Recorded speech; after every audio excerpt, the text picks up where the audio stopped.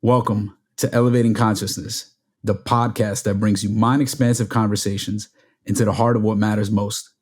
I'm your host, Artem, and our guest today is a philosopher of mind and the leading voice for metaphysical idealism, the view that all reality is essentially mental. He holds PhDs in philosophy and computer engineering, combining rigorous academic discipline with extensive practical experience. As a scientist, he's worked for the European Organization for Nuclear Research, CERN, and the Philips Research Laboratories, where the Casimir effect of quantum field theory was discovered. He's also had a rich career in technology, where he founded the parallel processing company Silicon Hive, which was acquired by Intel in 2011. Currently, he serves as the executive director of the Essentia Foundation, an organization dedicated to presenting scientific and analytic evidence that challenges traditional materialism in an accurate yet accessible way. He's the author of over 10 books, including Why Materialism is Baloney, The Idea of the World, and the upcoming Analytic Idealism in a Nutshell. Bernardo Kastrup, welcome to the show. Pleasure to be here. Thanks for having me. Yeah, thanks a lot for coming on. You've been one of the people that's been on the top of my list for a while, so I'm delighted to be having this conversation with you today. And, you've been interviewed many times. So the challenge for me today is how can I potentially guide this conversation into fresh territory? So I want to assume that many people listening to this would have already heard of you and your work. And I'll put a bunch of links in the show notes for those who haven't.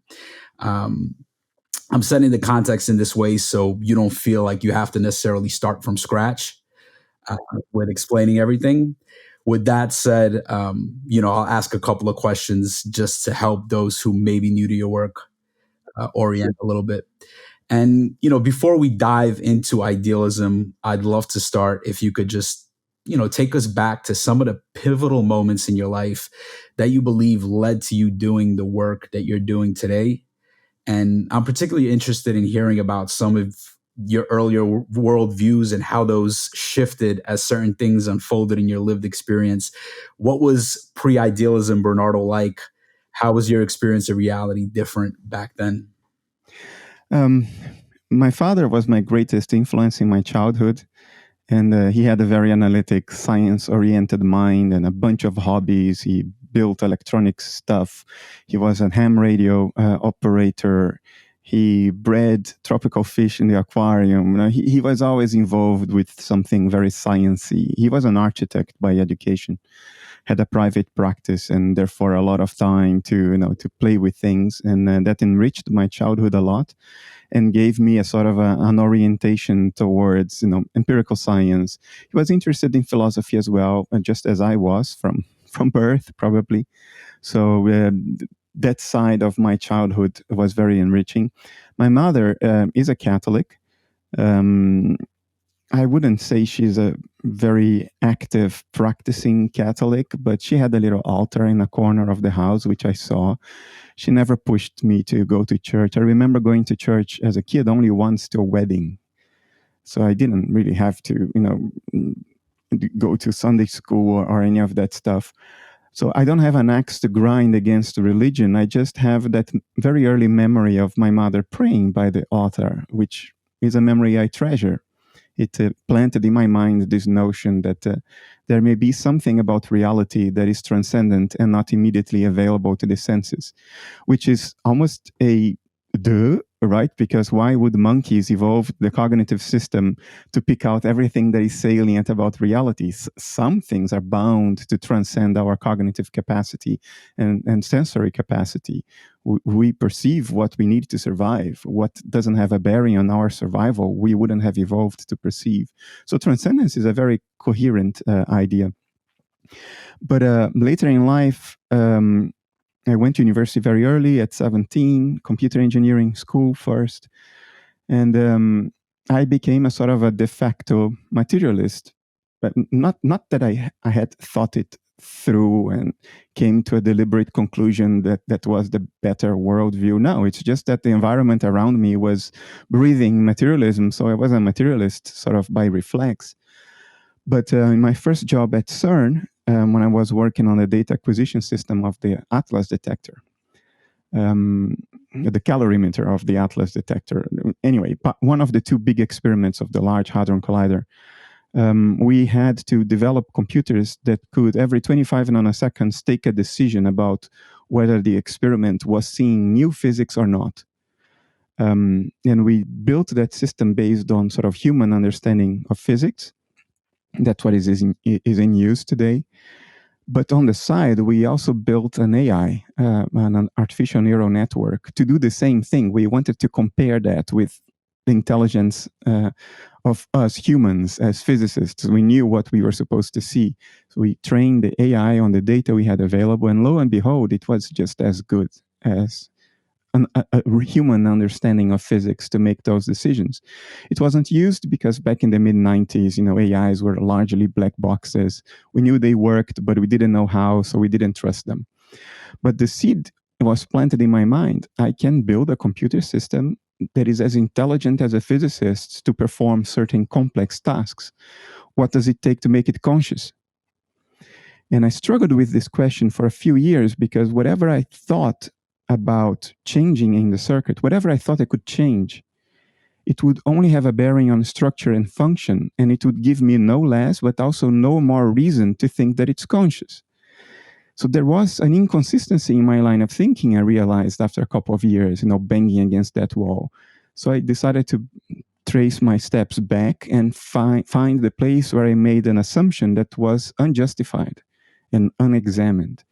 And I found it. The assumption was the notion that consciousness is something that is created or generated by certain material arrangements. And I realized that I had no objective, substantive reason to think that.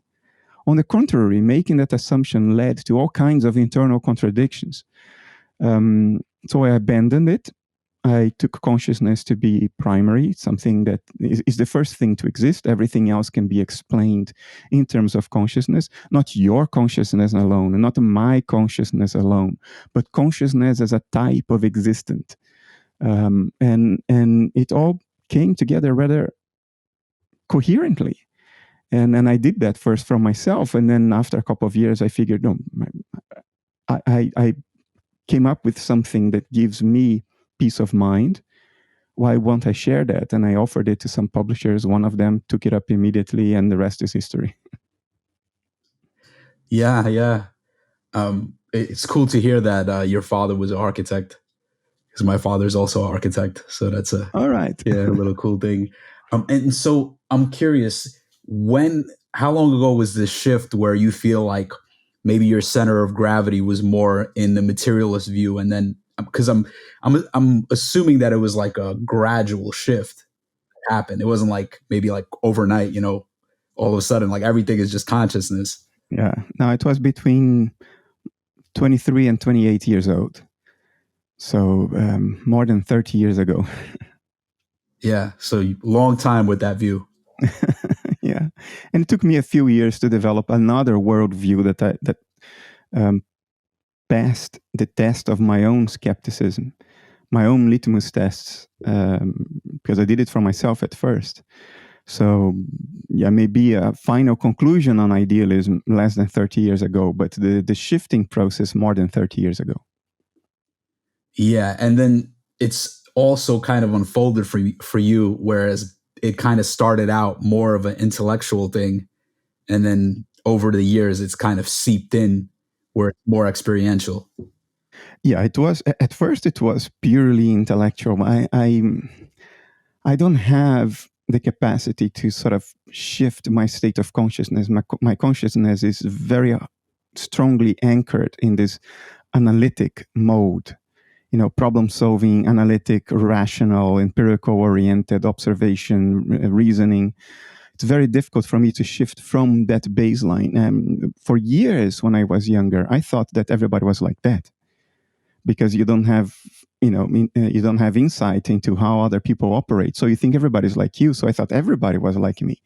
But later I realized that I am almost pathological in that sense. I have enormous difficulty to sort of move from the baseline. So my journey has been a journey of reason and evidence. And at some point, I was already in my 40s, early 40s. I was having dinner with a friend, Rupert Spira, who maybe your audience knows. And I shared with him my frustration that I could reason my way to the same conclusions he arrived at, to the same conclusions that people in the Indus Valley 3,500 years ago arrived at. But for them, it was transformative. And for me, it was not. For me, it was sort of a conceptual model in my head that didn't sink into my body, didn't change the way I felt, the way I experienced life. And Rupert looked at me and said, it is going to happen. And I told him, no, I'm almost pathological in this sense. I'm very anchored in analytic. And he looked at me and said, it is going to happen. It is unavoidable. It may be slow, but it will sink. It will sink into the body, and it will start modulating your emotions. Sure enough, it did happen. Yeah, and I was not prepared for it, but it did happen. And what was the difference? What was that shift like? Oh, certain things disappeared. Nihilistic thoughts, depressive moods have disappeared. I still feel anxious. I may still feel like I'm in a hurry. I feel angry often. But waking up in the morning and thinking it's all for nothing, there is no point to any of this, that has disappeared. That has just, it's like it evaporated. It didn't leave a sign, and I didn't see it happening. One day I looked back and I realized, whoa, I don't have that anymore. Never. It just doesn't happen anymore. So that was good, but there were things that are bad. I was never an empathic person. I never had much empathy. So I didn't evolve any coping mechanism for empathy. And then at some point I realized I was highly empathetic, and I couldn't cope. What's happening in Ukraine right now, for instance, has been very tough. I mean, I even feel guilty saying that because it's not comparable to what people in Ukraine are living through. I have a meal in front of me every evening, a roof over my head, and the sirens blast only once a month as a test. I'm not worried about a bomb landing on my house. So I feel guilty saying that that I suffer along. But to some degree, I do suffer along, to the point that I have to be very careful about how I expose myself to news. What's happening in Palestine, for instance, it's kryptonite. It's very dangerous for me. Yeah, I have to manage my exposure very, very carefully. So that is, it's not something that made me feel better. It's a change that happened.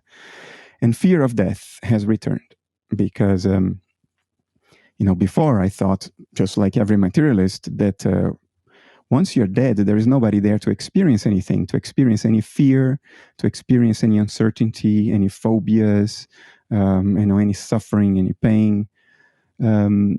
Now I'm pretty confident in a very quiet, calm way that that's not how it works. Consciousness witnesses the process of death, which is a major transition.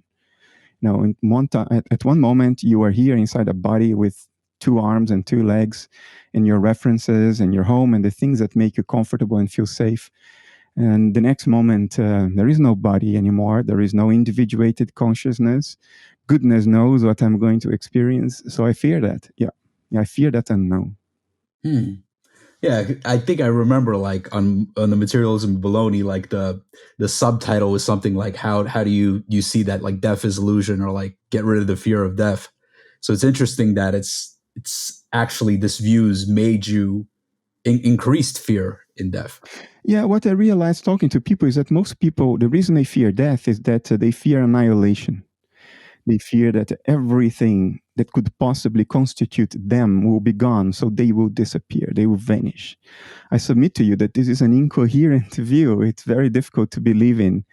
But that's what people fear. So if that's your fear, then okay, that fear is gone.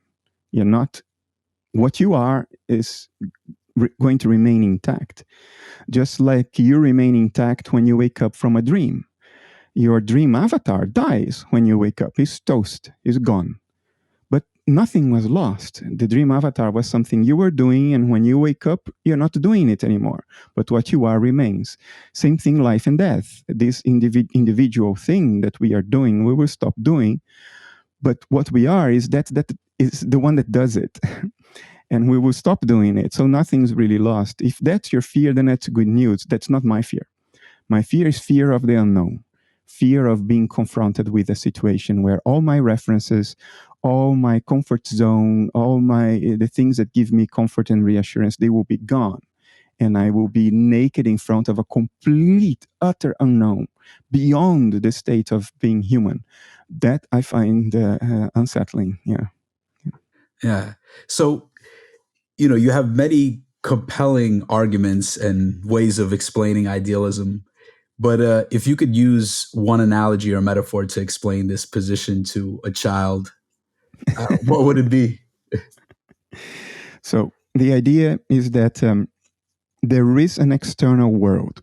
I do not deny that there is a real world out there beyond your individual mind, my individual mind, everybody's individual mind. There is a world we inhabit, a world that will stay there even if we are not around, a world that does what it does regardless of whether we like it or not, a world that does not depend on our observation to exist.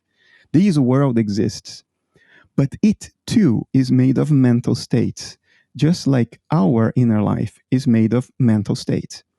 When I observe your inner life from the outside, what I see is matter, the patterns of brain activity that I might be able to measure if you are under an fMRI scan. So that dancing matter is what your inner life looks like to me when I observe it from the outside. Under analytic idealism, this is always what matter is. Not only when it comes to brains, but when it comes to anything. When you look out to the stars at night, what you're seeing is the brain of the mind of nature, so to say, because matter is what experiential states look like when observed from the outside. And there is only experiential states. And now the question is, if there is only one mind with experiential states, what defines this inside and this outside that I'm talking about? What defines the boundary? There has to be something else to impose the boundary, right? Well, no. Think of it as a whirlpool in a river. There is only water, only ever water. Whirlpools are not things. Whirlpools are doings. It's a particular pattern of movement of water in the river. Yet you can delineate the boundaries of the whirlpool and you say, here is a whirlpool. And you can tell what is inside and what is outside the whirlpool. You can trace the boundaries of the whirlpool. And yet there is nothing to it but the river. You can't take the whirlpool out of the river, put it under your arm, and take it home with you. Why? Because there is no such a thing as a whirlpool. What we call a whirlpool is a particular pattern of localization. And the idea under analytic idealism is that living beings are whirlpools in the mind of nature. There is nothing to them but the mind of nature, just as there is nothing to the whirlpool but the river. There is ever only the river. There is ever only the mind of nature. But the mind of nature whirlpools, and what whirlpools look like in the mind of nature is metabolism, biology, living beings. Technically, living beings are a dissociative process in the mind of nature, and that's why there seems to be an inside and an outside. There is a dissociative boundary. It's not a fundamental boundary. It's not a thing. It too is a doing. And at some point, nature stops doing it. And that's what we call death. It's the end of the dissociation, the end of the whirlpool. Is anything lost? No, the river's still there, intact. It's just not doing the whirlpool anymore. Yeah. So Bernardo and Artem and everybody out is just essentially an appearance in this mind at large. You call it the mind at large, and this kind of reminds me. Rupert has this thing where he says that we're all kind of a dream in the infinite mind of God. So there's this like dream, this kind of appearance that's temporarily arising. It's creating this sense of a boundary, a sense of separation. And then when you die, that appearance dissolves. We are all familiar with it. It happens every night when we dream. When we dream, a part of our mind becomes dissociated from the rest. We call it our dream avatar. And during the dream, we think we are the dream avatar and not the rest of the dream, not the cars, the other people, the trees, the buildings, the events. We think we are the dream avatar and everything else is something else. Only when we wake up, we realize that no, we were the avatar, we were the cars, we were the other people, we were doing the whole thing. So waking up is the end of a dissociative process. We also become dissociated when we become unable to remember something we know that we know, but temporarily we become unable to remember it. Well, that's a dissociative boundary in your own mind that prevents your ego complex from accessing memories that are outside the ego. So that too is a dissociative mechanism. And what is interesting is that dissociation can be so extreme in humans that something entirely analogous to our reality happens. People with dissociative identity disorder, which is a condition that's now objectively diagnosable with neuroimaging. You don't depend that on just subjective reports. We know it exists. 1/4 of patients with extreme forms of dissociation or dissociative identity disorder, DID, they report dreams in which different outer personalities experience the dream from different points of view and interact with one another. So you could have a patient that has multiple personalities. Say one is a young girl, the other one is an old woman, the other one is a man. This happens. It used to be called multiple personality disorder. Many films were made about it. It's a real condition. Now, what's fascinating is that when those people dream, each outer personality experiences the dream from their own point of view. They can see one another. They can even club one another over the head, touch one another. And we know that because when the patient is awake, each outer reports the same dream to the therapist, but each from its own point of view, and reports the objective presence of the other outers in the dream. But those other outers also experience the dream from their point of view. So they interact with one another. They can touch one another. This was research done by Didier Barrett at Harvard more than 20 years ago. It's fascinating, isn't it? Because it's entirely analogous to this right now. If we are outer personalities of the mind of nature, what is happening now is exactly what happens in the mind of a dreaming patient of a dissociative identity disorder. That's fascinating. Yeah, it's fascinating indeed.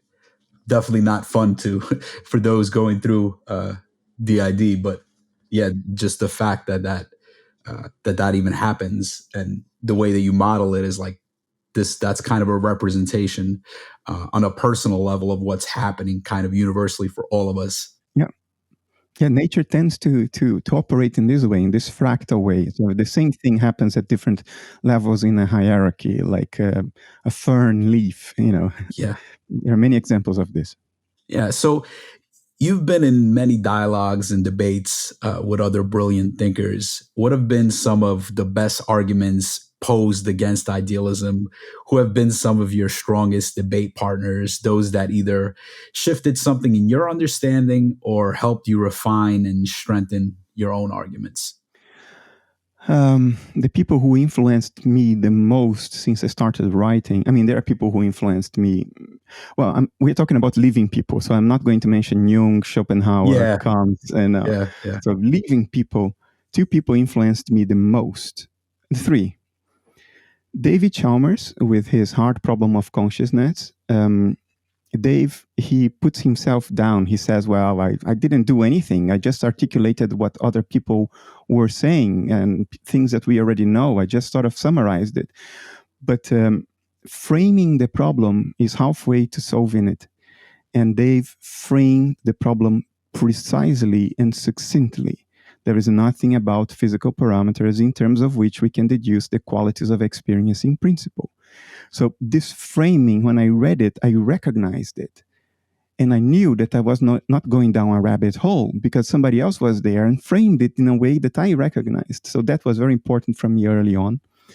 And much more recently, Giulio Tononi and Christoph Koch, with their integrated information theory, have given how to say, they helped me think in a more explicit and coherent way about the dynamics of mental states and even how dissociation happens, because information integration theory is uniquely appropriate to model dissociation. To date, dissociation is something that we know empirically exists. We know what it does. We know it can even blind people to what is right in front of their eyes, but we don't have a conceptual, theoretical account of it, and IIT can provide that. And once I bought into that, even my view about what it is like to be mind at large has changed. I have an understanding now, for instance, that there are two types of dissociation: actively enforced dissociation, which is life. Evolution has made sure that we actively enforce our dissociations, otherwise we would die early. So the ones that survived are the ones that actively reinforce their dissociation from the rest of reality. But there is another one, which is casual dissociation that isn't actively enforced, but emerges naturally in nature. Giulio calls it ontological dust. So this enrichment of my view, I credit to Christoph and Giulio. I understand now that it's not just one type of dissociation. There are at least two. I have a much better understanding now of how the mechanism works and why it does what it does, how it operates. And we have to work more on that. But my understanding of the situation has grown significantly because of Giulio and Christoph.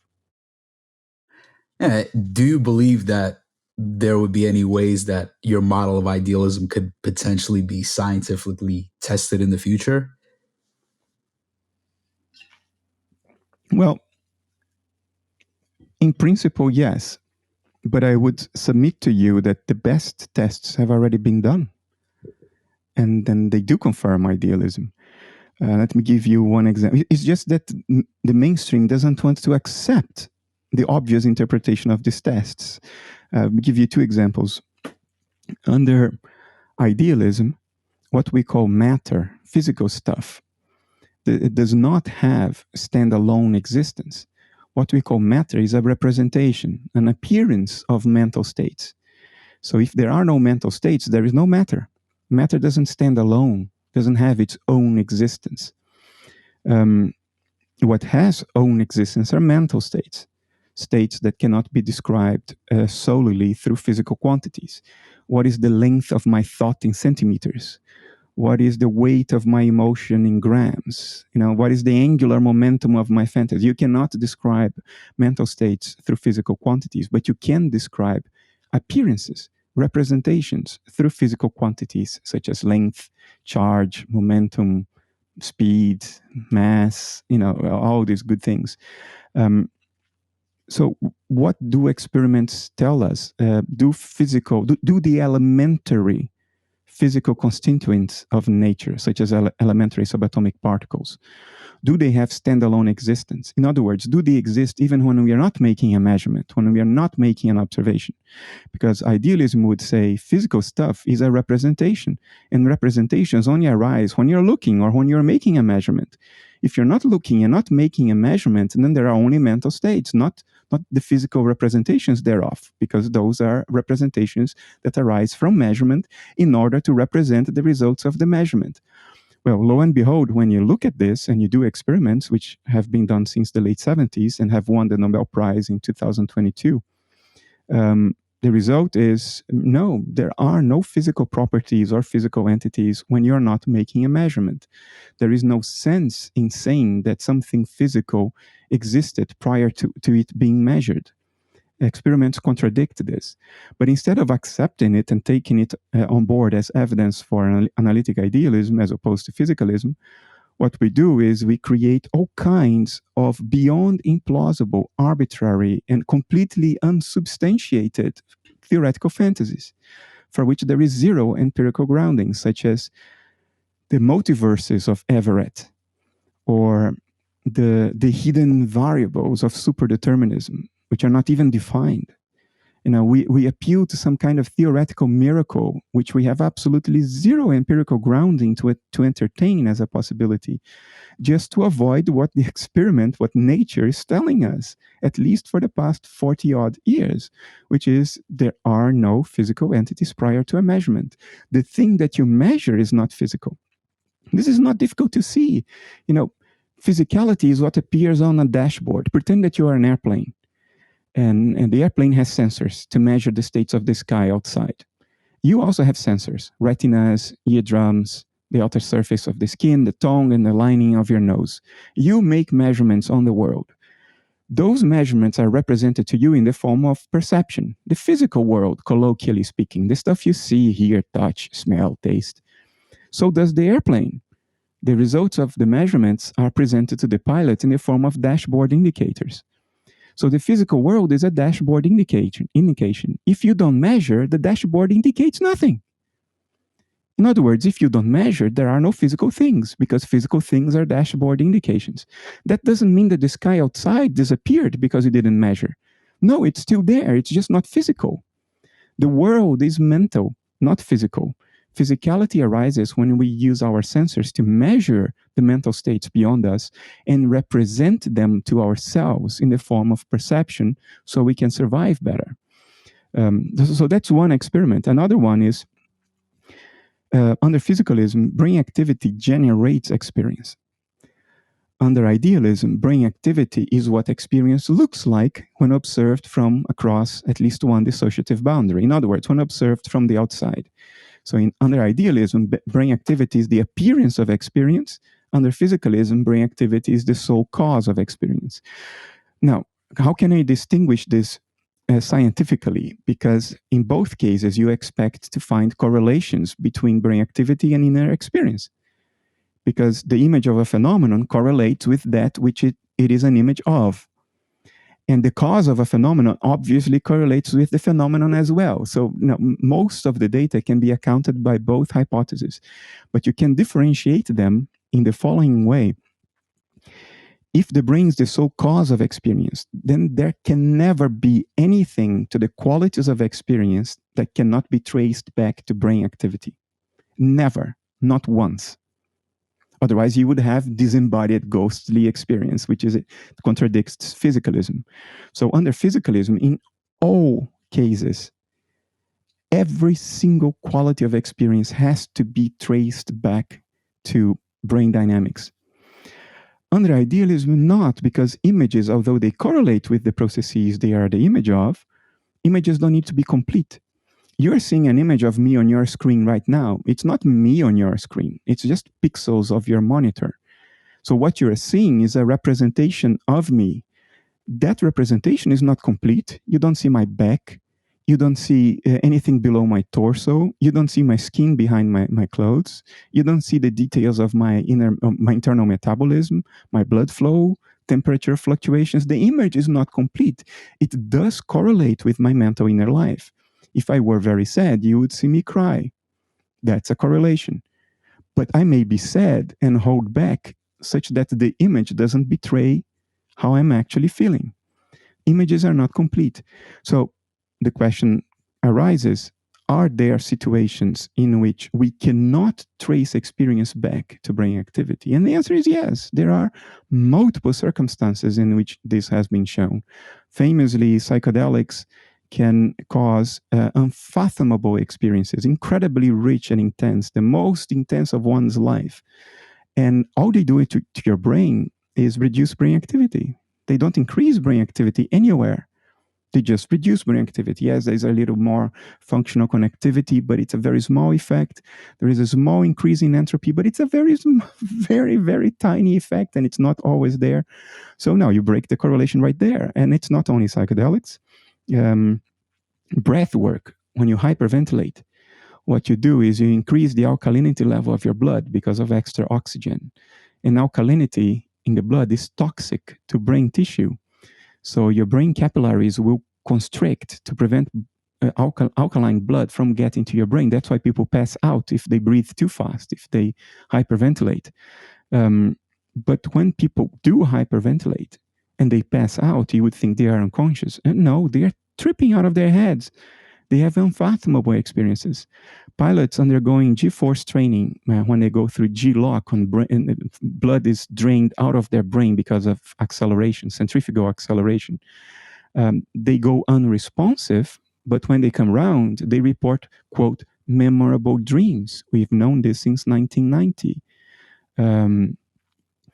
There are more examples. There are trance states in which people manage to go into a trance and write extremely complex text, while all brain regions associated with word processing, language processing, such as Broca's area, parts of your, just to the back of the prefrontal cortex, that activity reduces, and they write more sophisticated text.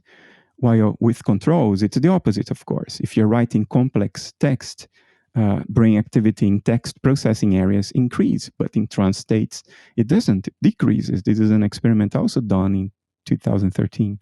I could go on, but these are two classes of experiments that if we were unbiased and neutral in face of the evidence, we would say, well, they seem very strongly to contradict physicalism and endorse idealism.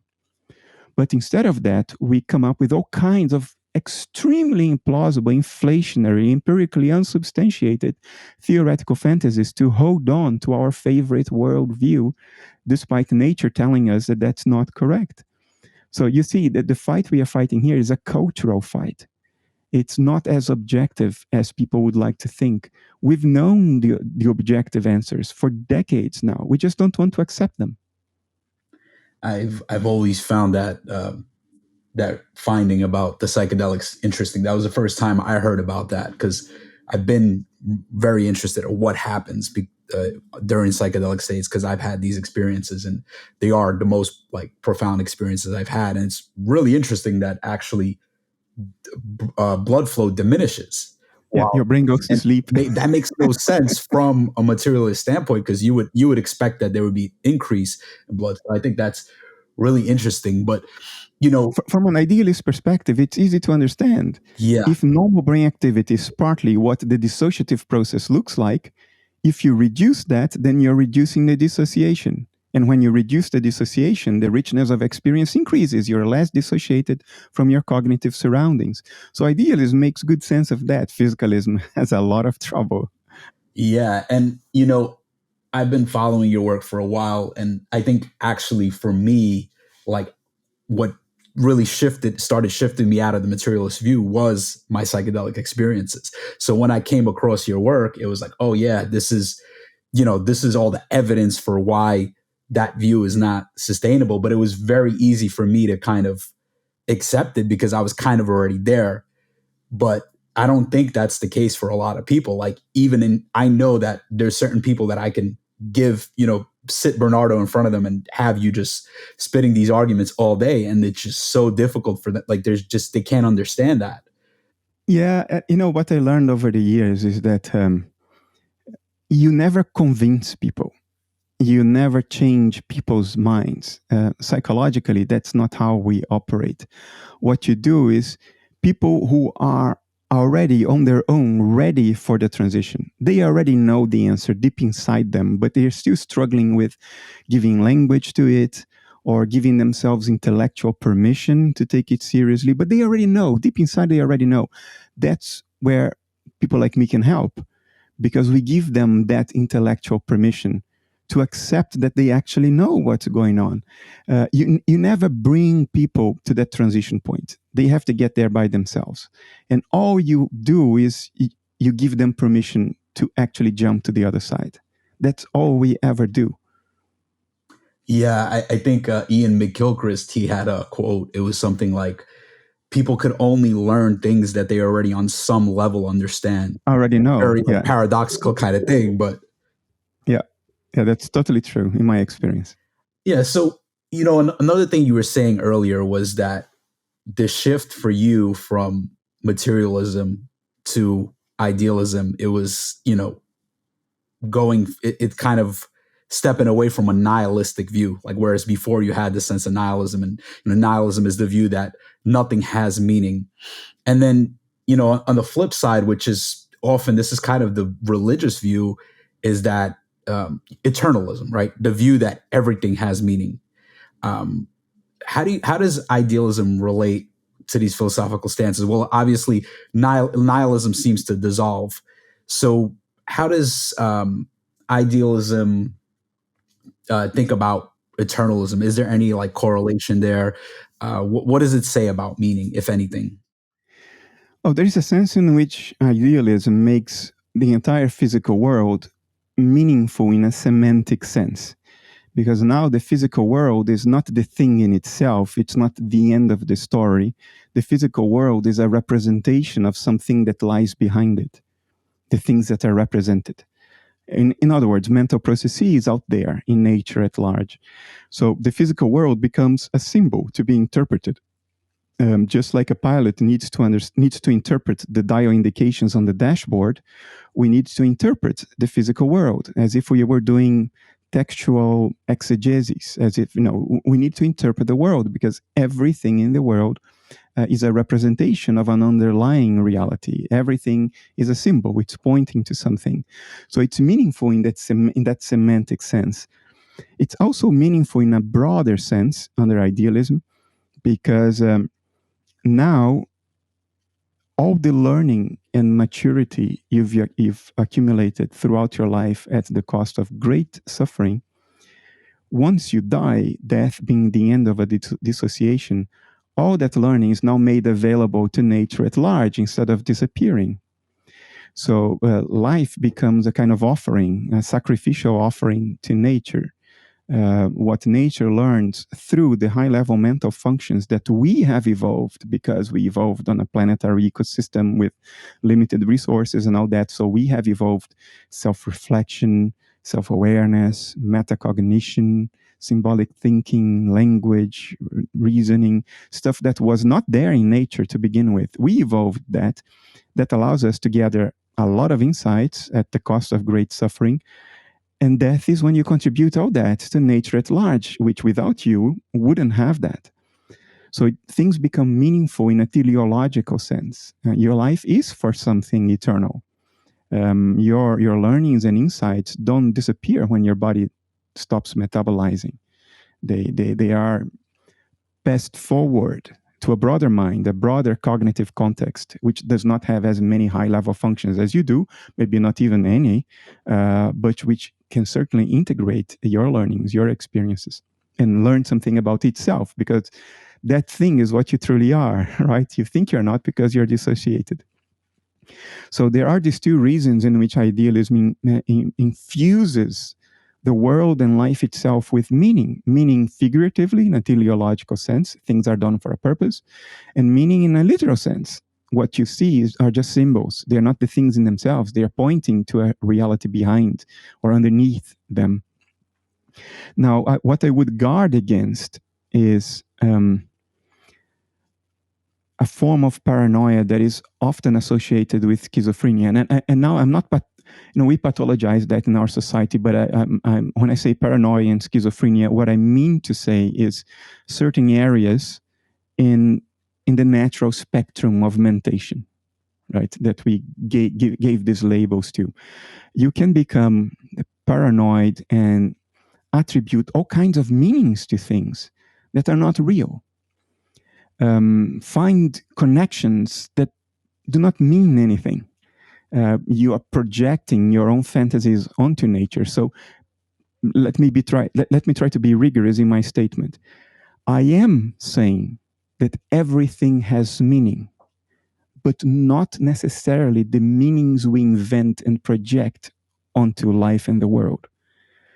You see what I mean? So in saying that everything has meaning, I'm not saying that all of your projections are true, that all the connections you may invent are really something. They may be just your fantasies, which doesn't deny that the world has some meaning other than what you think it has, but it does have objective, standalone meaning, independent of our fantasies. Yeah, so there is an inherent meaning, but it's not a specific thing. It's not like a specific, like, this is the story that I'm giving it. That's Correct. Yeah. And that inherent meaning may be even beyond the ability of the human intellect to sort of corral into a conceptual narrative, because we are just monkeys. We have had an intellect for 30 to 50,000 years, which is a blink of an eye ago in the history, in the 4 billion years of the evolution of life on this planet. So everything does have objective meaning, but whether we can grasp it or not, it's a completely different question.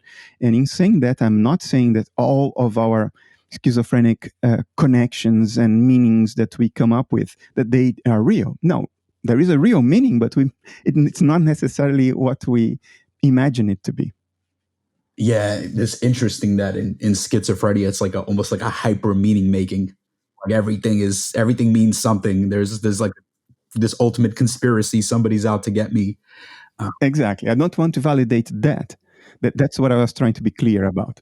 Yeah, and I think that, I heard you mention that some of the issues with psychedelic experiences. I think that you were pointing to that there's the potential for self-deception, and maybe that self-deception comes from the fact that when you're on psychedelics, there's this increase in pattern recognition, right? Everything, you're just seeing all these patterns and all these meanings, and it's just, like an endless rabbit hole. Mind loves nothing more than to deceive itself. And the history of humankind bears witness to that overwhelmingly. I like to say that the mind's prime directive is to deceive itself. It compulsively tries to come up with narratives about what's going on. And the criteria for choosing a narrative is not what is likely to be true, but what is likely to make you comfortable. Because narrative making is a self-defense mechanism of mind, especially of the ego complex.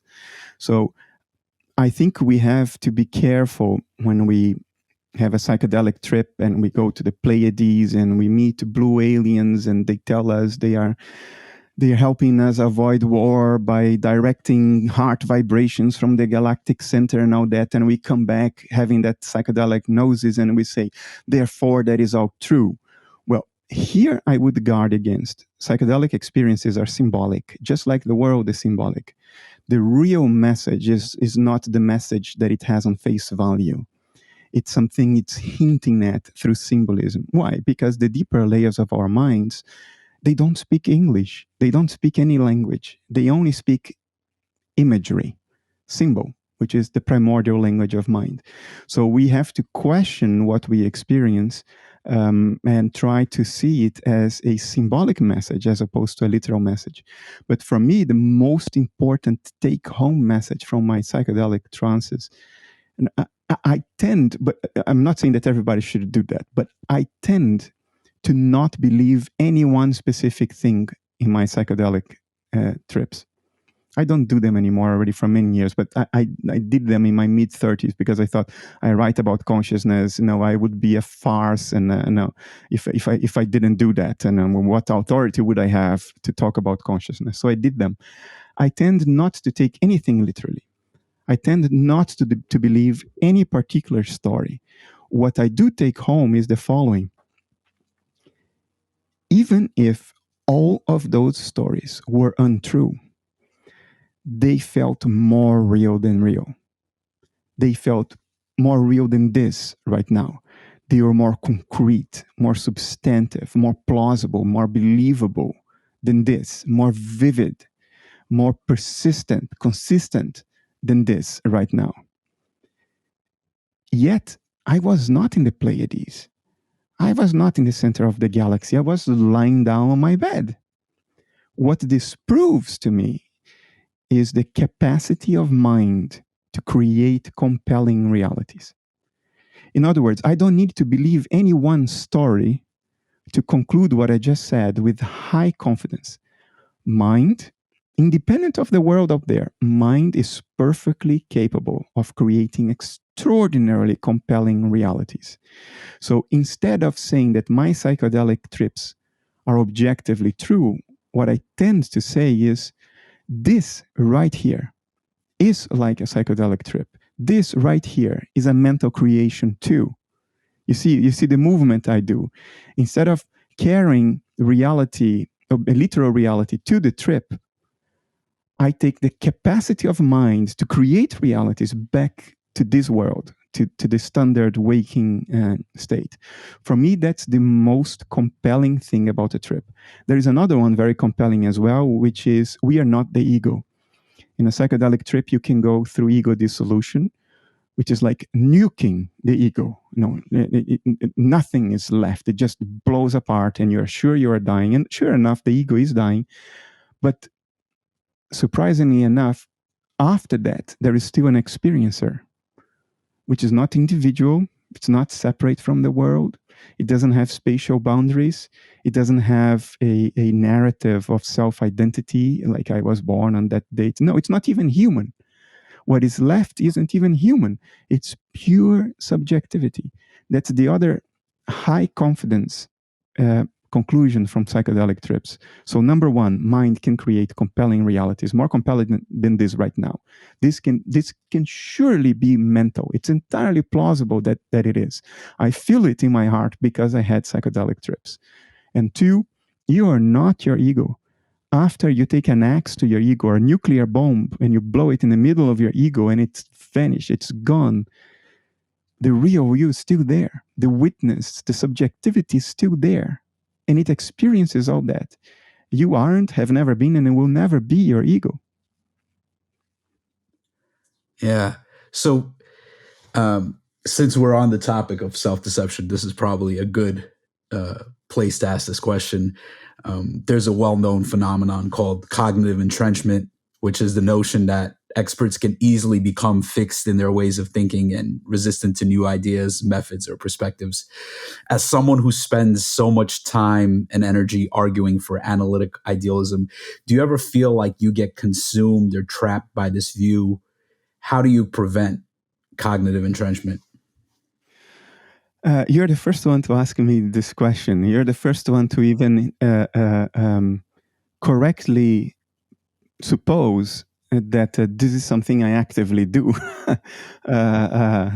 So, well, very nice. This has been a unique interview. So I don't even need to preface this to you. I can tell you straight what I do. So what I do is I stick to the most basic story possible with as few flourishings and details and side pursuits and tangential narratives. No, I just stick to the basics. Mind is all there is. There are mental states. The world outside is made of mental states, but not my or your mental states. And the division between outside and inside is a dissociative boundary. This is it. Everything else is sort of an exfoliation of what I just said.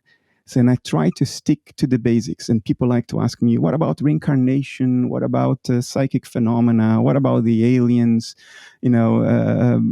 And I entertain the questions, but if you pay attention to my interviews, I don't go down a rabbit hole. I never do that. Does that mean that I don't go down rabbit holes for myself? Of course I do. Of course I do. What I think is going on is more than what I say. But I don't want to become publicly associated with it because that will give me a profound, a deep, compelling psychological motivation to then not change my mind about the details. See, the moment you become publicly committed to a detailed view full of specifics, it's very difficult to avoid the urge to not backtrack, to not give in, save face.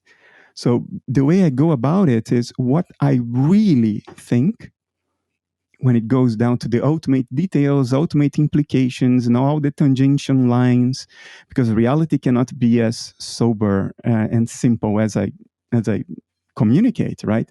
I just don't want to commit to more than that, to avoid this cognitive bias. And I do this not only for the sake of who is listening to me, but mainly for my own sake, because that cognitive bias would impair my own evolution as a person. I've been saying largely the same thing for 15 years, just, with different words, different metaphors, different language, but I've been saying the same thing for 15 years. Do you think I am thinking the same thing for 15 years? Of course I don't. But I understand from my daimon, from the will of the impersonal within me, that my fight is the basics. There is no point going down rabbit holes and details and specifics if we don't come to a consensus regarding the basics. So I don't talk about more than the basics. And as a side effect, this gives me the freedom to evolve as a human being without having to fight against entrenchment, the cognitive bias you've talked about, because its greatest effect and damage is on myself. If I become too associated with my public image, I will stop evolving because this cognitive bias will come to play a role. Right now, it doesn't.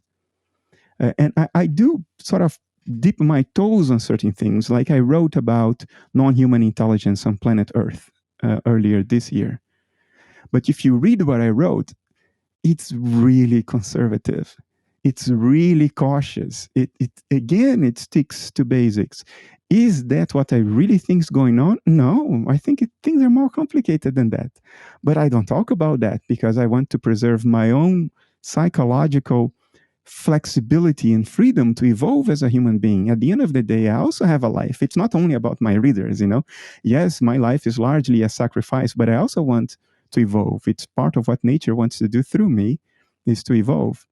So that's how I go about it. Nobody ever asked me this question.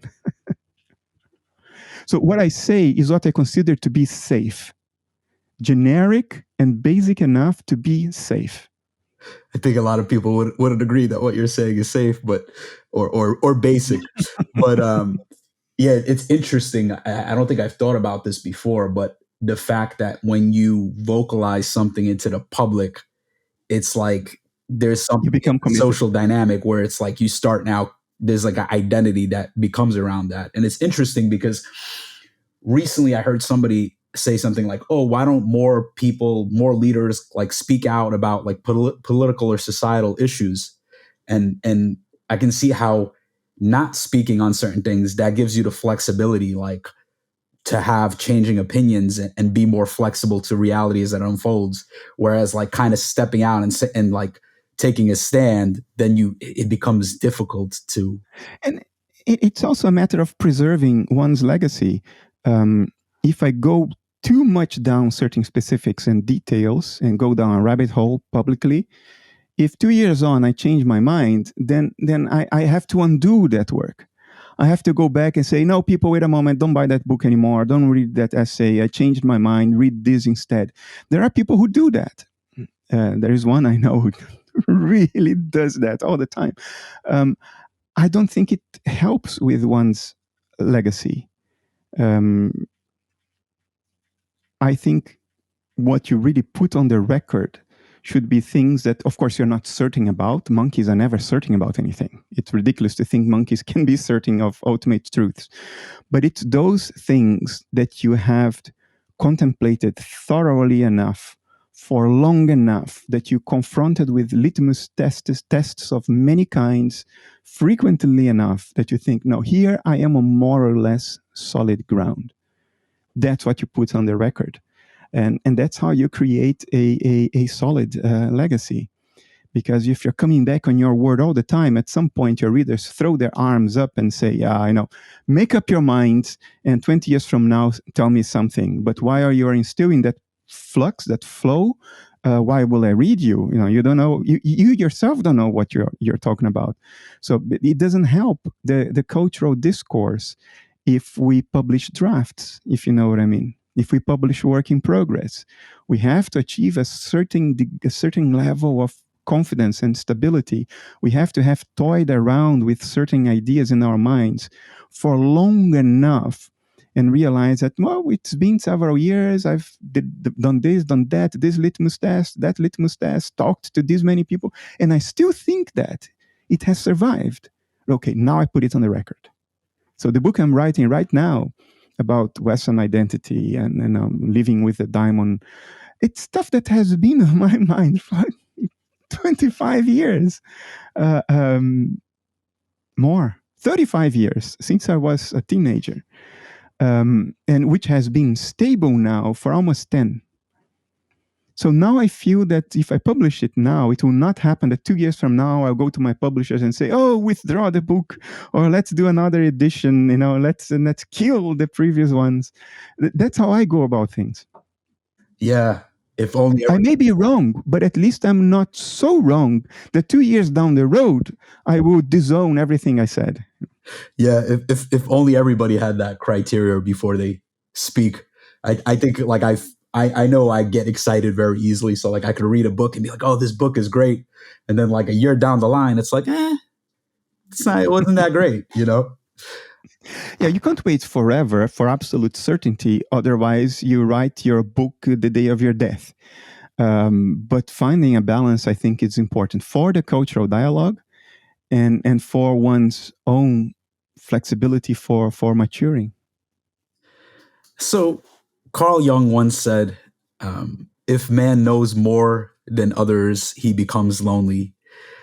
You're someone who's deeply immersed in philosophy and way beyond average intelligence. And I imagine in going so deep into metaphysical questions, there's great meaning, but perhaps there's also deep loneliness. Is this true? And if so, how do you balance intellectual pursuit with human connection? Again, a unique question. The risk is that if I say it's true, it sounds arrogant. It sounds like I think I know better than other people. But to not say it's true would be a lie.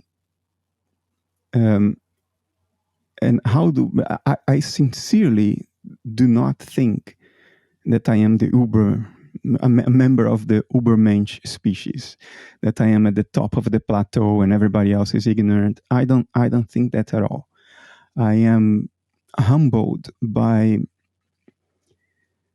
what you might call peasant wisdom, which is something urbanites don't realize, don't understand, don't see, don't recognize, don't know it exists. But it's profound. It's a wisdom of connection with the earth, connection with the land, connection with nature, with life. Moist, warm life, as opposed to the clinical, abstract, sleek life of conceptual reasoning and education and universities and computers. So I'm saying that because I want to convey to you and your audience that in saying that, yes, it's very lonely, I don't mean by that I consider what I know to be unique or better. What I know is what I know, and many people maybe don't know what I know, but they know other things that I don't. We all have our share of the cake. And there are many forms of wisdom that not only I don't have, I envy. And I don't have a problem with that anymore. For a long time I did. I felt a bit of resentment towards nature, that the cards I was handed did not have those things. But today I'm turning 50 now. It's like, you know what? The cards I have been given are the cards I have been given. That's it. There is nothing to stress about this.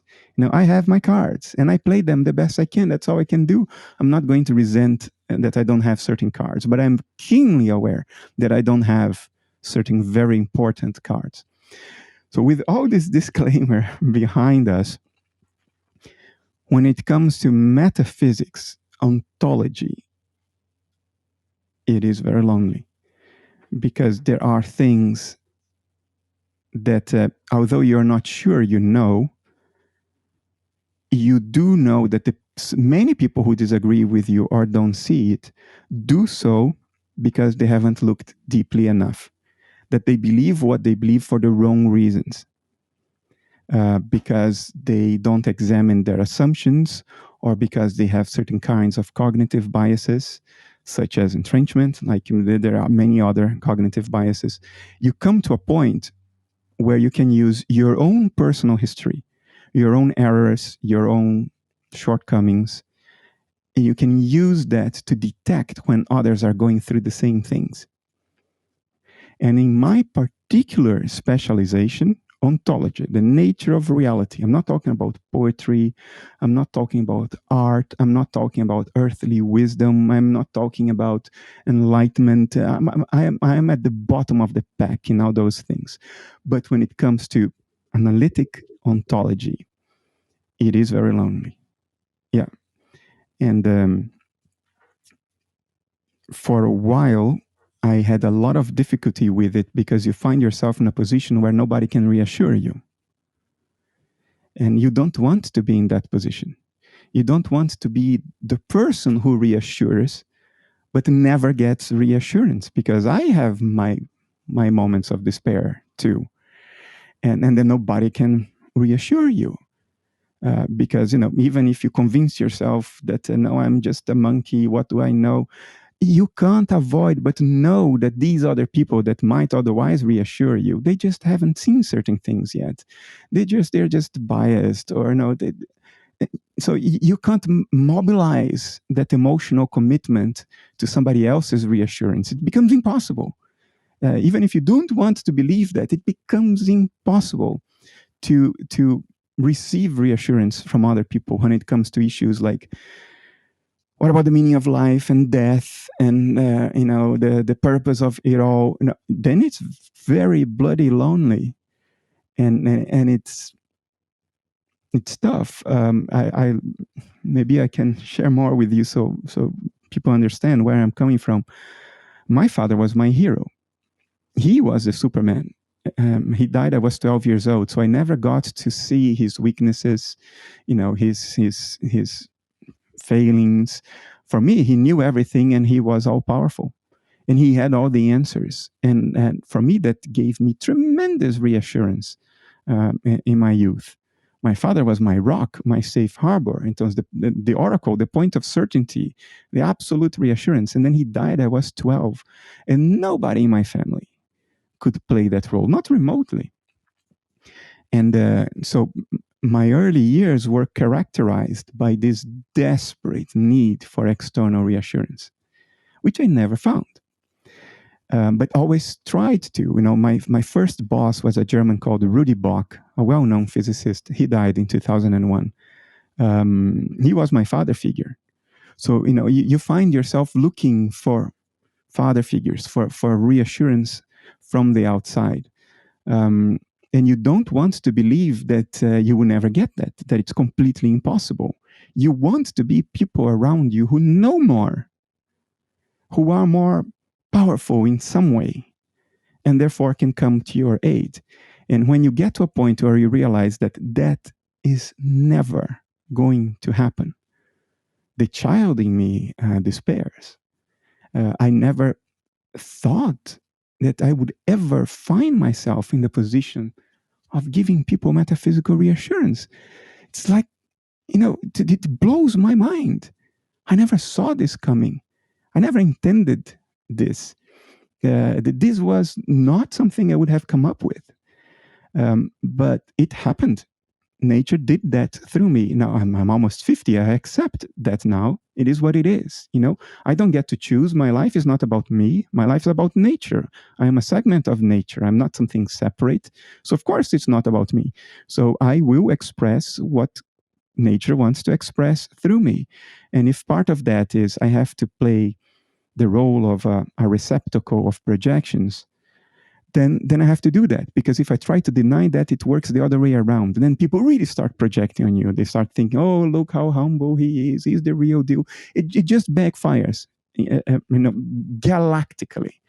So I've come to accept that, okay, that's one of the roles I have to play. But it is very lonely to know you cannot get external reassurance. Whatever you get, it has to come from within you. I am more at peace with it now, but 10 years ago, I was not. Yeah, you mentioned that you used to wish that there were certain cards or certain capacities that you innately had. What are those things? Oh, I would like to be someone who is capable of enlightenment, of spontaneous shifts in one's states of consciousness, to be directly acquainted with what is true, as opposed to coming up with reasonable, rational, conceptual models that merely point at what is true. Now, one thing is to know indirectly, because you have a theory that tells you with high confidence that's true. Another thing is to know by acquaintance. You know it's true because you are it. You are experiencing it. You are experiencing the mind of nature. I wish I had that. I wish I was more grounded. The way my partner is. My girlfriend is an incredibly grounded person. Through her intuition, she's grounded in the earth, in life. She doesn't need narratives, theories in order to relate to reality. She's at home relating to reality. I wish I had that. I don't have that. I wish I had the wisdom when I was a kid. My maternal grandfather had quite a large property outside town, and the western side of a whole mountain belonged to the property. And there was this guy who lived in another house in the property. He was the caretaker, took care of everything there. And he was illiterate. This was just outside Rio. I don't know, 8, 9 years old. He was completely illiterate. He couldn't read, couldn't write, spoke only very, very simple Portuguese, broken. But he had a wisdom that I always envied. As an 8, 9-year-old kid, I didn't have a theory about it, but I knew that he had something I didn't have. I could feel it. I could recognize it. When I was in his orbit, in his presence, in his field, I could immediately recognize that sort of almost transpersonal presence of nature. And I don't have that. I can't even tell you what it is. All I know is that it exists and I don't have it, and I wish I had it. We will talk until tomorrow if I give you the list of all the cards that I wish I had. But I don't dwell on this anymore. I used to, but I don't dwell on this anymore. Now it's like, I am who I am. I have what I have. I do what I have to do. And that's it. My life's not about me anyway. So I'm in peace with it now. Yeah, it's very interesting, this notion that I'm not somebody who can be enlightened. And yeah, maybe we could kind of unpack that. And like, I have some more questions that I think are related to this. In one podcast, you were speaking about suffering, and you mentioned that although you suffer much less, you still suffer daily, and much of it is self-inflicted. And later you push back against the Western view that one is responsible for their happiness. So I'm curious how you square the self-inflicted suffering with the fact that one is not responsible for their suffering. Is happiness not a skill that can be learned? In some respect, are we not choosing or creating our suffering? How do you think about this? Suffering is the most powerful engine of insight, the most powerful fuel for the generation of new insight that I have ever come across. If you are not suffering, you are not asking yourselves the deeper questions. You don't have your eyes on the ball. When we are not suffering, we live an Epicurean life. We become surfers. We just enjoy the moment. We will look for pleasure and never ask the deeper questions. Life passes us by. But when you suffer, life stops you on your tracks, and it forces you to think, to feel, to contemplate, to mature, to develop insights. So to a larger extent than I am personally comfortable with, I recognize that suffering is a tool of nature. Whatever nature is trying to do through us, it uses that tool, because if it wouldn't, we would have Epicurean lives, very superficial, completely unexamined lives. And one day we would find ourselves in our deathbed and look back and think, oh my God, what have I done? Nothing. It's all just passed by. You don't mature, you don't evolve, you don't collect insights unless nature makes you suffer.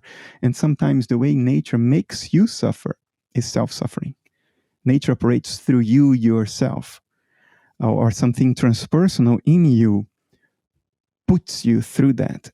And when it does that, what it's trying to do is make you look in another direction, make you move your eyes back to the ball, because your eyes are not on the ball. If you start suffering a lot for no reason, self-inflicted suffering, that's the transpersonal within you trying to wake you up to what's supposed to happen through you. So that's how I reconcile it. I don't think my life is about me, and therefore my life is not about my happiness. It's not even about me, let alone my happiness. And I don't see suffering as something we should always fight against. And that's the mistake you make. When you are suffering, the point is to make you look elsewhere. The point is to bring your eyes back to the ball. But instead, we only look at the suffering. That's all we do. We become obsessed with stopping the suffering. Our whole lives become one giant exercise at finding ways to stop the suffering. When you do that, your life will be about suffering because you made it so. And we forget that in conjunction with suffering, parallel to the suffering, there is a lot of life. And that's what the suffering is trying to make you see. Before, you were looking at something in the rest of life that was not what nature was trying to accomplish through you. So when you start suffering, the point is take your eyes off that and put your eyes somewhere else, but not on the suffering itself. The suffering is a tool. It's trying to make you look elsewhere. But instead, we look to the suffering. We look inward because we think our lives are about us, and suffering is a problem we have to solve. And therefore, meditation, diet, spiritual practice, reading Bernardo Kastrup, listening to Bernardo Kastrup's podcasts. I'm keenly aware that a lot of my audience comes to me because they're trying to stop suffering. My hope is that at some point it changes. At some point, something changes in their minds and they go like, oh, it was not about that at all. It's something else that's going on. So that's how I reconcile it, Artem. You don't think that happiness, because I've heard people say this before, that happiness is a skill that can be learned. Do you disagree with that? Yeah. It's false happiness. It's a kind of self-created delusion. If you think happiness is a skill and you can learn to be happy, then you're just deluding yourself. It's not authentic happiness. There are too many variables that are significant when it comes to whether we are happy or not. Too many of them completely outside our own control. It's the task of Atlas, who had the weight of the world on his shoulders, to take it upon yourself to make yourself happy. You are going to fail. You may think you have brief successes, but it's not going to abide because there are too many variables. You're part of the world. You're not separate from everything else that's happening. I think what is possible is to live in contentment, which is different from happiness. Contentment is a place where you don't need anything other than you already have, even if you're suffering. It's a kind of acceptance of what is, and it feels good. Contentment feels good. I have reached that. Most of the times I am content, but this contentment has nothing to do with what I thought of as happiness before. It's a completely different quality. Contentment is when you see that your life is unfolding the way nature meant it to. It's not necessarily unfolding the way you would like for your ego to be happy, but it's the way it's supposed to, regardless of the price for yourself. Once you see that, there is a profound relaxation. You sort of relax into life. You relax into what is, because you know you are doing what you're supposed to. You are accepting to be a sort of a vehicle for what nature wants to achieve through you.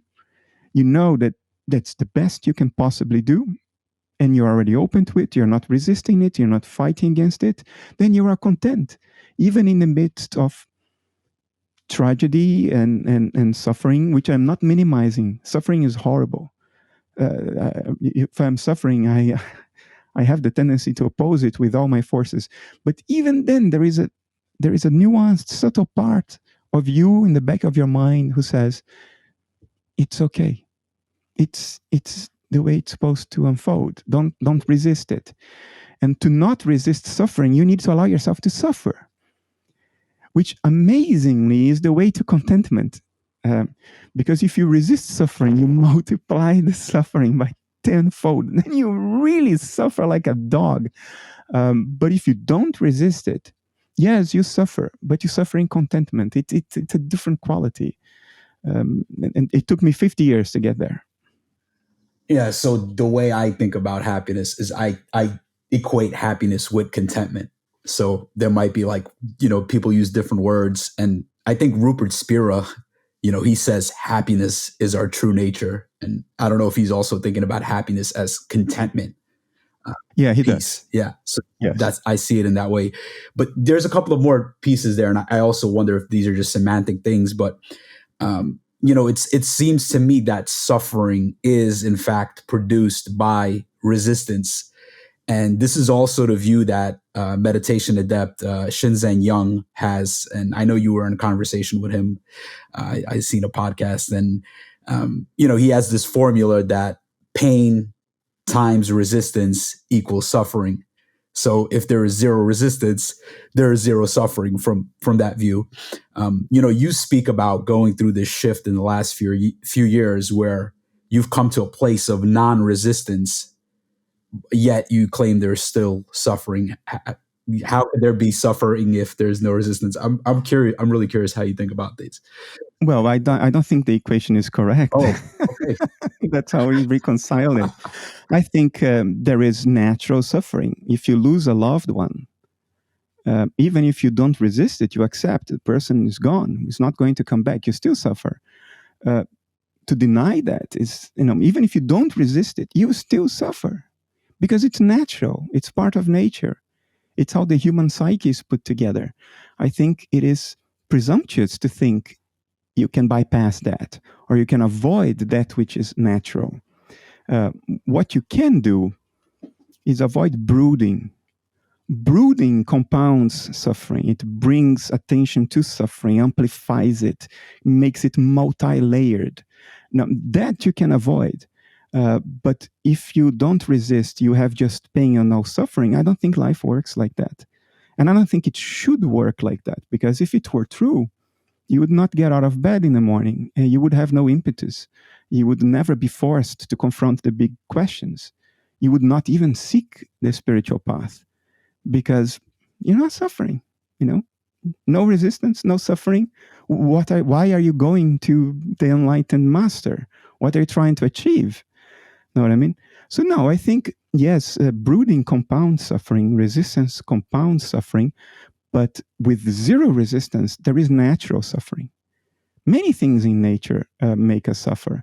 If you're a farmer and you and your family have gone through tremendous work through the end of the winter and spring to plant your seeds, make everything all right, and then finally, your crop is growing and it's fragile, and and then there comes a hailstorm and destroys everything. If you don't suffer, you're a psychopath. There's something wrong with you. Of course you will suffer. Nature has just slapped you in the face big time, which nature is prone to do. The monstrosity of the world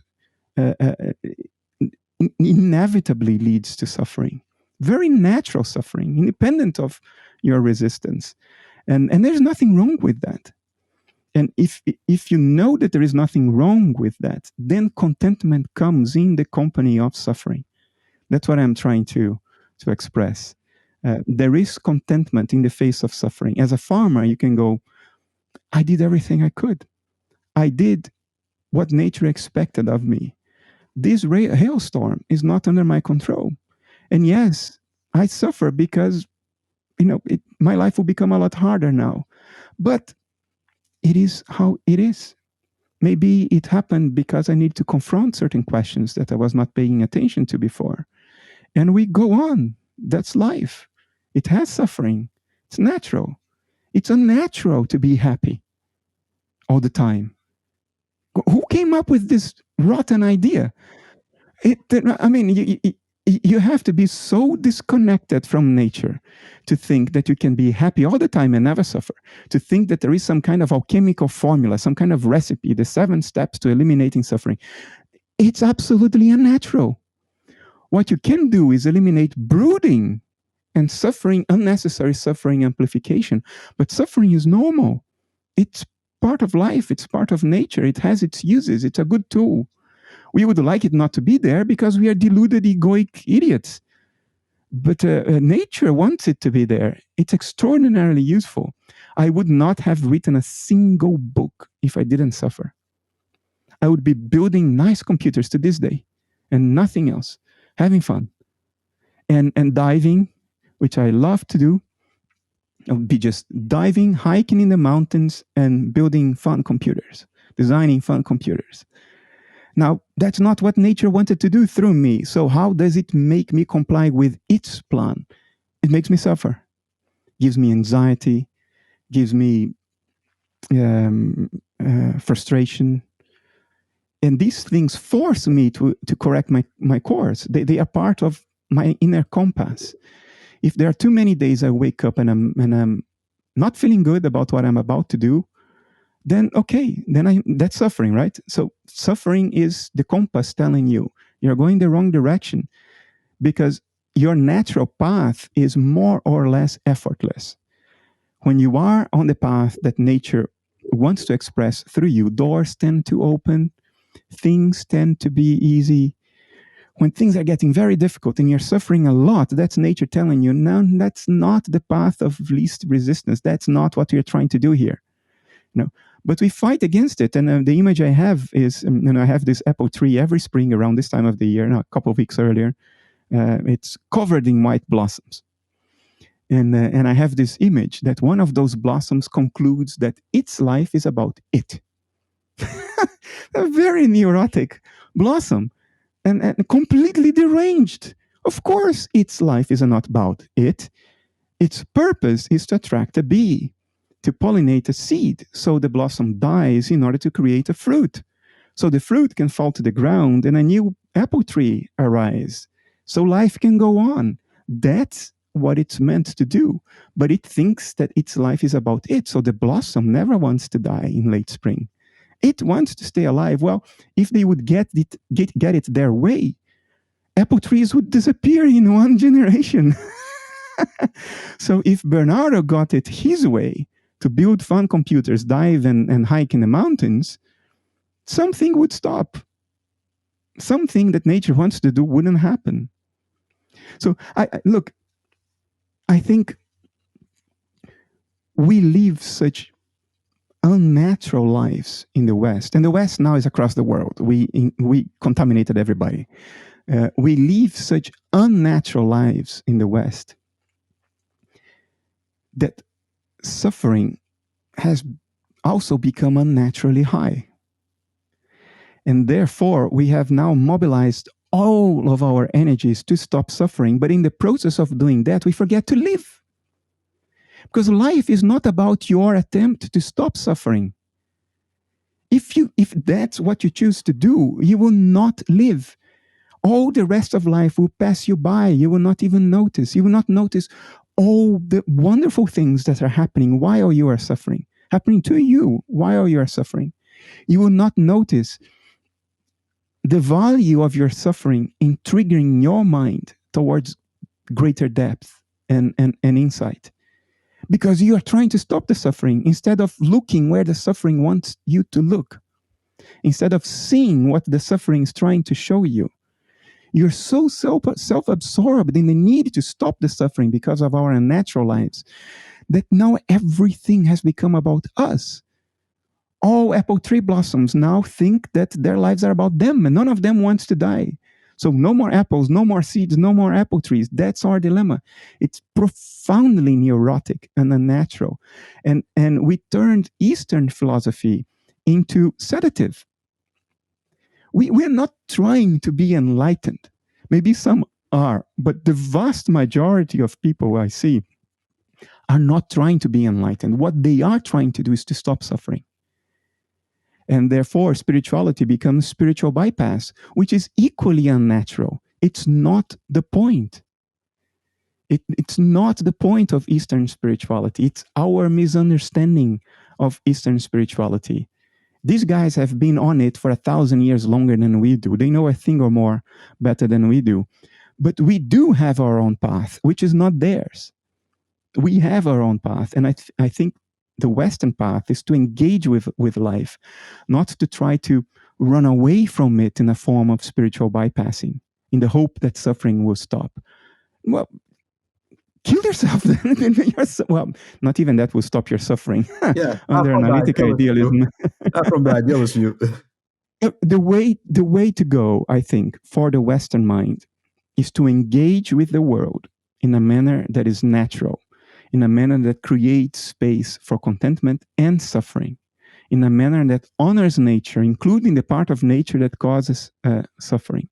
Engage with life, not run away from it, not go up to a mountain and meditate for 30 years, but engage with life. That's what nature is trying to do through us. That's what nature has always tried to do through us. We have this peculiar disposition that we engage with the world. We don't try to escape the world. In the East, you engage with the world in the first half of life. In the second half of life, you disengage. That's not idiotic. It's not unnatural. It's natural for them. And I don't want to get into the details of why this is the case. They are in a different place in the mind space of nature. It makes sense to them, but it doesn't fit our character. Our character is not to disengage. We want to disengage because we don't want to suffer. You see? But what we would really like is to remain engaged, but minimize suffering. That's what we are trying to achieve. And amazingly enough, the way to do that is to stop fighting the suffering, is to honor the value suffering has, to honor it as part of nature. Okay, you too exist. You too have the right to be here, Mr. Suffering. It is part of life that I suffer if I lose a loved one. It is part of life. It's part of life that I suffer if I fail at what I'm trying to do. Now, let's honor that. Let's bring that in, make it part of ourselves. It's one of the colors of, the palette that creates the painting of our lives. Suffering is one of the colors. It creates contrasts. If you don't have black, nothing looks bright in a painting if you don't have the dark colors. And that's the exercise for the Western mind, I think. Yeah, and so one more thing, just kind of following up on this thread, how do you, there's this contentment and this non-resistance that you experience. How do you conceive of enlightenment being different than that? Given that there's contentment, there's non-resistance, how do you conceive of enlightenment? Let me give you what to me is the most amazing example of an enlightened being. Proven, absolutely proven, objectively confirmed without a doubt. That was an enlightened being, no doubt about that whatsoever. During the time of the Vietnam War, there was a monk who self-immolated in the streets. Forget it. Yeah, you know who I'm talking about. I know, yeah. Yeah, he went to the street, sat in a meditation position, doused himself in fuel, and set himself alight. And as fire was consuming him, he didn't move a muscle. Eyes closed, that expression of profound meditation, unperturbed. You could see that he was not there with the fire. He was in a much deeper place. And he remained in that perfect meditative position until he was so consumed that the body didn't have enough physical strength anymore. It was basically roasted, becoming charcoal. So he toppled to the side. No scream, no panic, not even a twitch. Impassive meditative position. That is enlightenment, sir. Thich Quang Duc, that was his name. Yeah. Yeah. Um, If you know you can do that, because he knew. He never self-immolated before, yet he knew.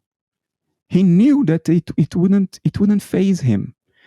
And he knew that that was the point of his life. He needed to convey that message. Enlightenment is real. I received that message.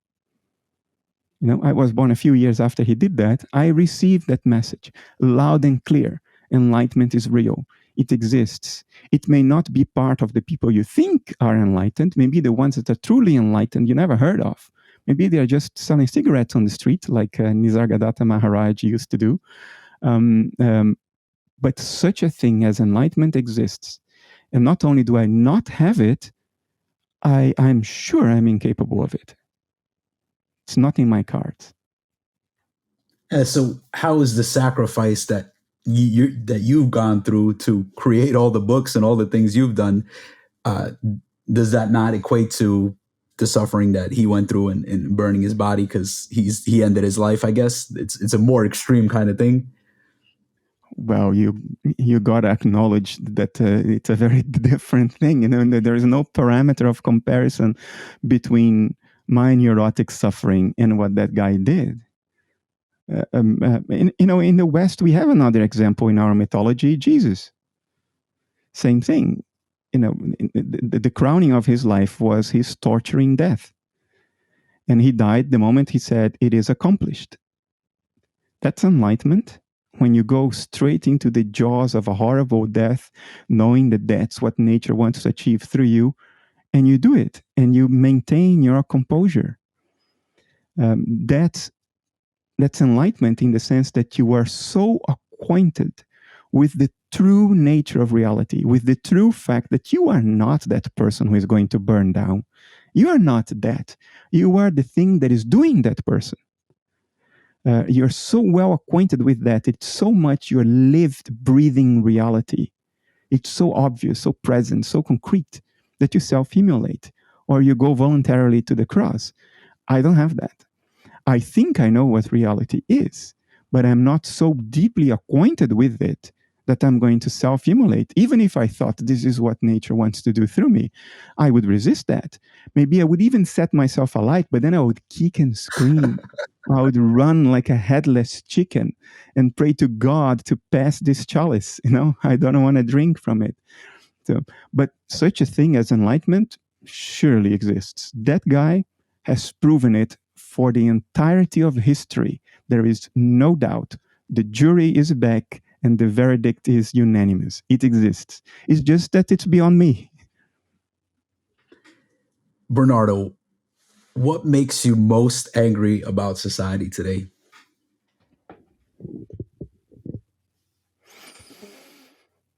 Ooh. You're good at these new questions that I never got before. There are things that make me angry. Okay, what makes me most angry right now is what's happening in Ukraine. Mm-hmm.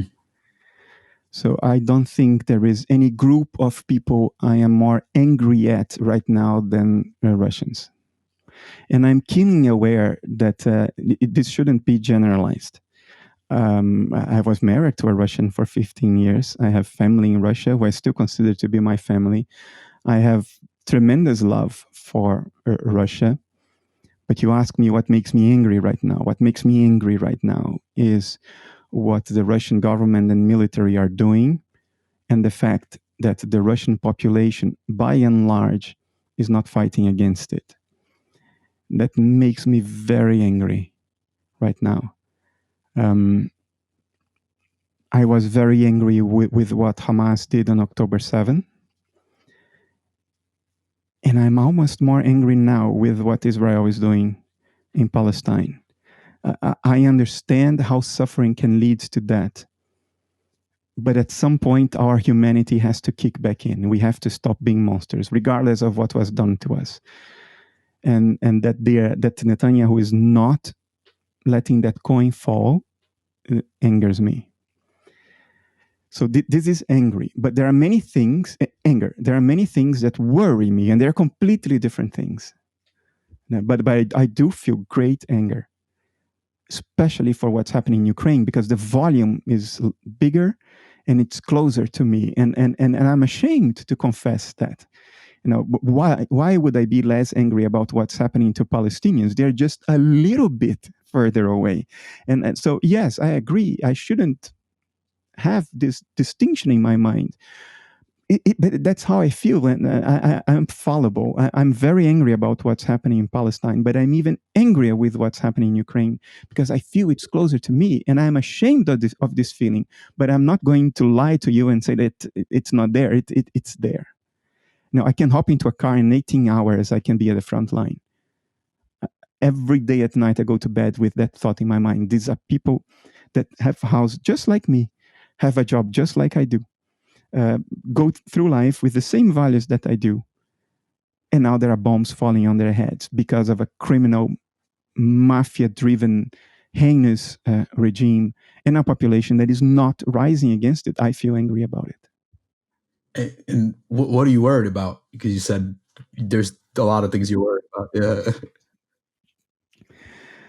I'm worried that we will both lose our ability to empathize with people who have a different life journey than we do,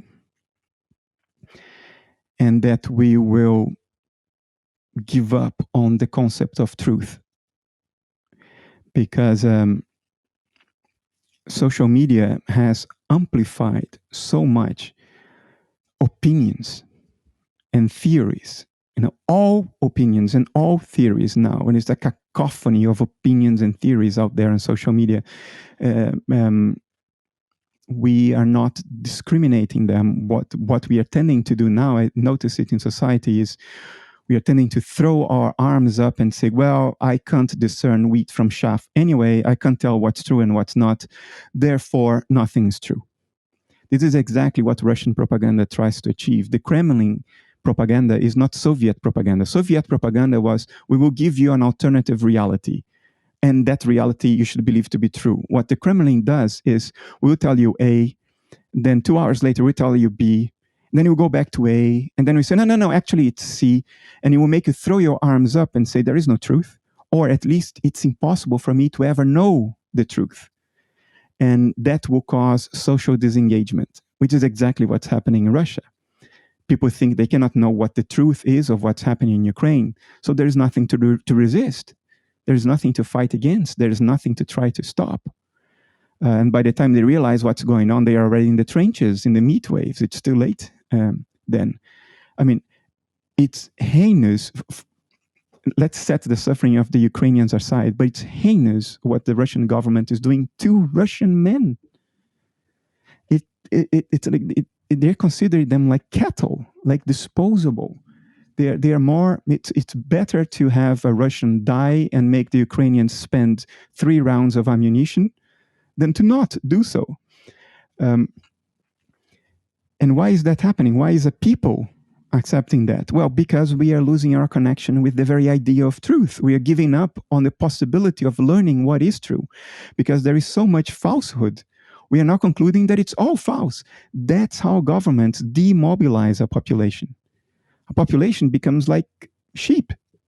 The moment a population is divorced from the concept of truth, you can do anything you want with them, because they don't believe in anything. If they don't believe in anything, they will never mobilize against anything, because they don't know that it's true. And this worries me, the idea that nothing is true. It's happening in the West. It's not only Russia. To a lesser degree, it is happening in the West. It's happening in my country, in the Netherlands, certainly in the US. So that's one point of concern. And the other one is that we become unable to relate to somebody who has had a different life journey. That let's take the US as an example of an extraordinarily polarized country. The urbanites, the liberal urbanites, think that heartland people are just ignorant. They're stupid and ignorant, and there is no validity to their grievances. This is incredibly dangerous. But one, it isn't true. If you had had the life journey they had, you would be grieving just like the way they do. You would be protesting against the things they protest against. You would know that intellectual elites and urbanites have been poo-pooing them and putting them down for decades. Considering them lesser beings, stupid and easy to dismiss because what do they know anyway? This is incredibly dangerous for two reasons. One, it polarizes society and leads to unrest and conflict. And two, it makes you miss out on the important things of life that they have and you don't. But because you dismiss and poo-poo them, you will never get to see what they have and you don't. And that will make your life much poorer. And if you could just for one moment be them for 30 seconds, then you would realize how much more richness there could be in your life. So it's a tragedy in many levels, many senses in which it's a tragedy. There's lack of empathy and divorcing from the very notion of objective truth. That's what worries me the most. I think we can go easily to hell on a handbasket because of these two things. Yeah. Truth and love, these two sides of the same coin. That's the way I'm holding it. Maybe that's what we fundamentally are on the deepest level. So it's this sense of also being disconnected, fundamentally disconnected from mind at large or nature at large. Or when was the last time you cried tears of joy?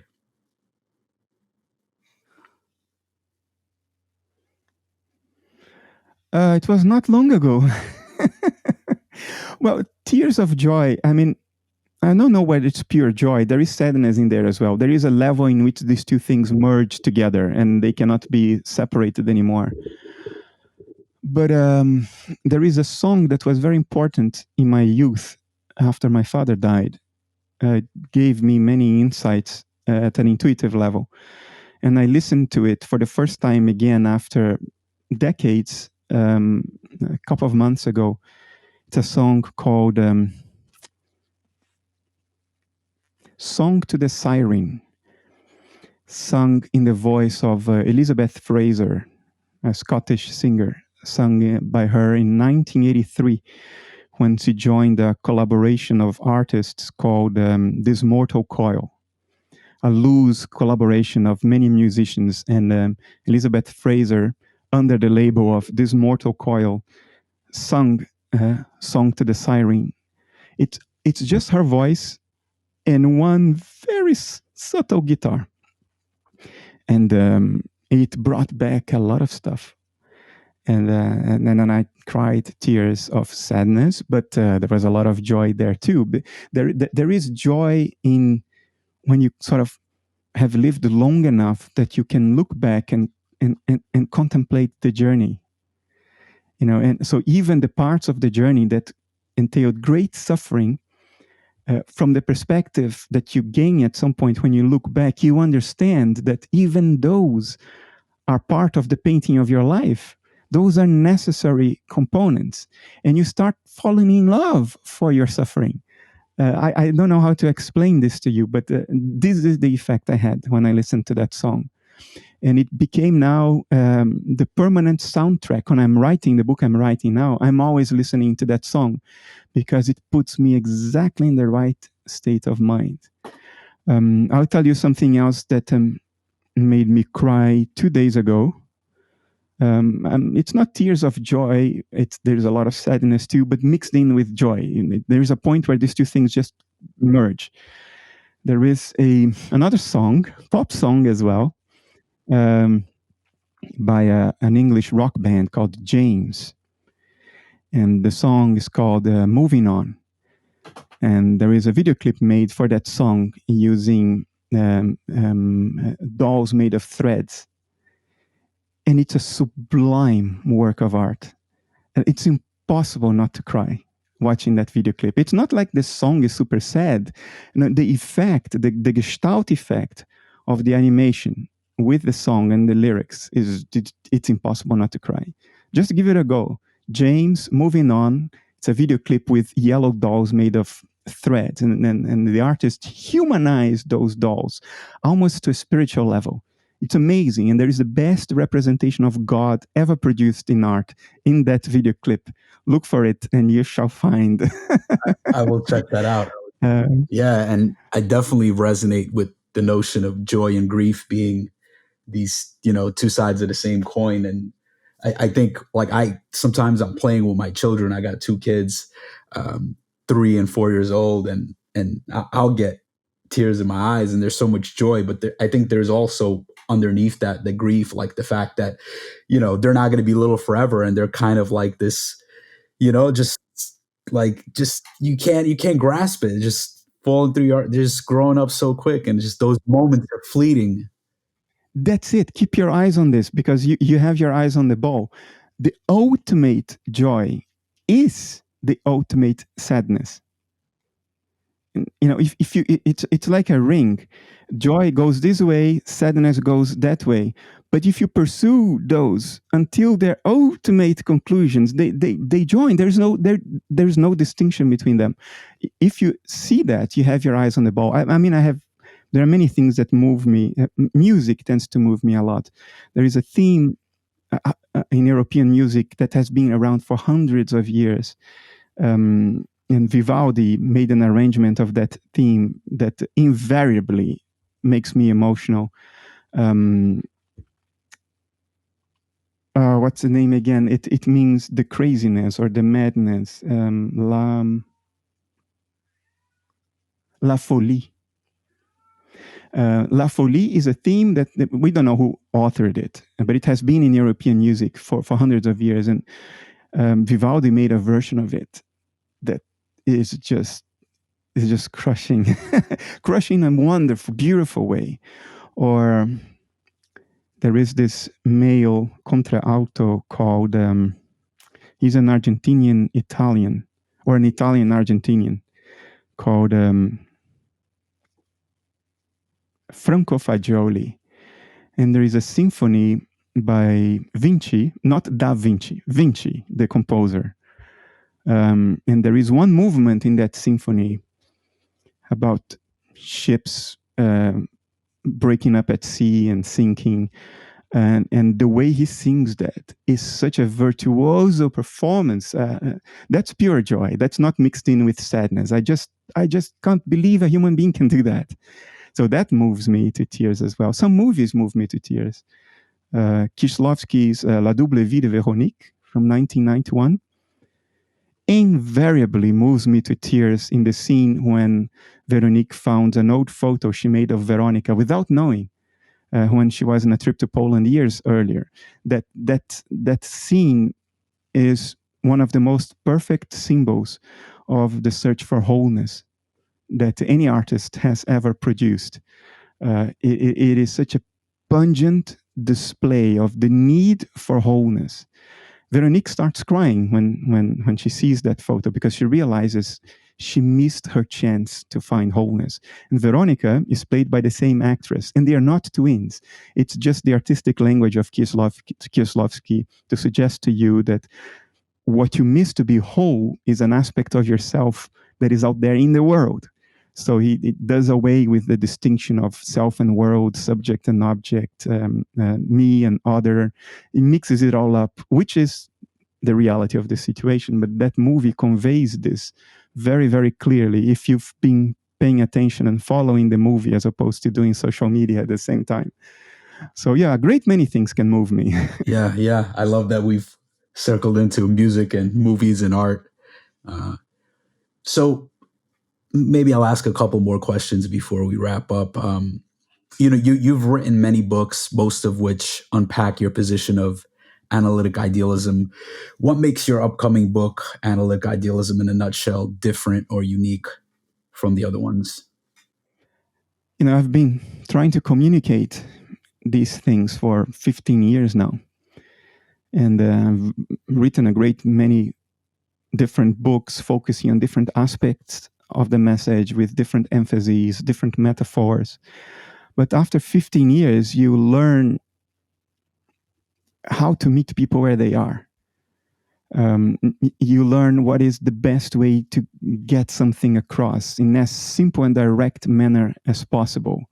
You know how to make it compact. You start learning how to anticipate the doubts that people will have, or the tangents that they tend to go down into, wrong tangents, and you start being able to anticipate that in your writing, and you just learn that.